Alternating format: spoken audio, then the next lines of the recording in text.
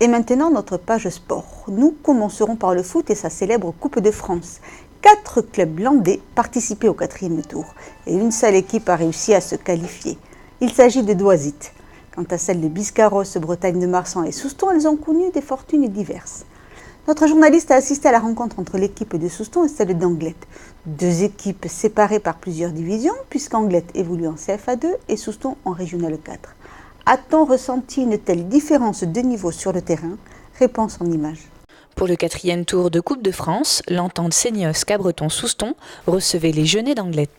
Nous sommes au niveau Régional 4 et nous recevons les Jeunets d'Anglet qui sont au niveau CFA2. C'est pas mal d'écart, ça fait 4 écarts. Maintenant, ce qui est important, c'est qu'ils abordent le match avec détermination et qu'ils soient motivés et surtout qu'ils prennent du plaisir. Voilà, c'est tout ce qu'on attend d'eux. Le coup d'envoi est donné et contrairement à la rencontre de l'an dernier où ils avaient essuyé une défaite cuisante, le SCS était déterminé et préparé pour compliquer la tâche à l'équipe adverse. Malheureusement, le premier fait de jeu, c'est on perd Benjamin Daublin, notre capitaine, qui est un élément essentiel de notre dispositif. On le perd au bout de 2-3 minutes. Donc ça a été compliqué, mais je pense que les joueurs aussi se sont appuyés sur ça pour se surpasser. Donc on encaisse un but alors qu'on est à 10 puisque Benjamin est en train de se faire soigner sur le côté. Et on a la chance de revenir sur une belle action avec notre attaquant, celui qui venait de rentrer, Lucas Rodriguez. Après bon, il faut dire qu'on a couru après le ballon, c'est normal, il y a 5 divisions d'écart et on s'était préparé pour ça, mais on a très bien défendu, on était bien compact, très solidaire.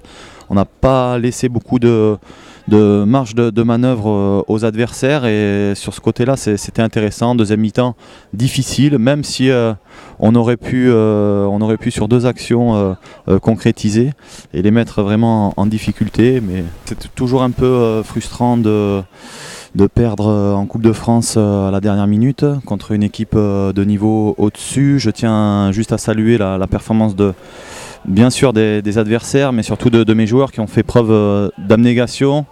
On avait parlé de la dominante mentale et je pense qu'ils ont répondu présent sur celle-ci par rapport au fait de se surpasser, d'être rigoureux défensivement. Voilà, on avait mis en place un projet de jeu, les joueurs l'ont respecté et il a suffi peu de choses. Voilà. On avait mis l'accent sur l'état d'esprit un petit peu depuis le début de saison, la préparation, voilà, c'était un petit peu le mot d'ordre que l'on avait donné à ce groupe. Voilà, donc ils ont quand même à ce niveau-là un gros mental. Je pense que si on avait pu accrocher les prolongations, on aurait pu, cas échéant, sortir notre épingle du jeu, mais ça devenait un petit peu difficile au niveau physique. Mais bon, ils ont prouvé par le passé qu'ils pouvaient y arriver. Après plusieurs cartons jaunes et un rouge, c'est finalement dans les dernières minutes que les Jeunets d'Anglet marquent leur second but et s'octroient ainsi la victoire 2-1.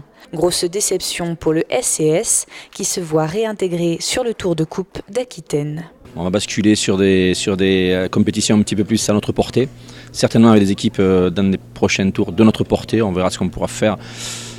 Voilà. Mais avant tout, bon, j'espère que tout le monde a pris du plaisir, le public, d'abord les joueurs, enfin moi particulièrement j'en ai pris, donc c'est quand même bien.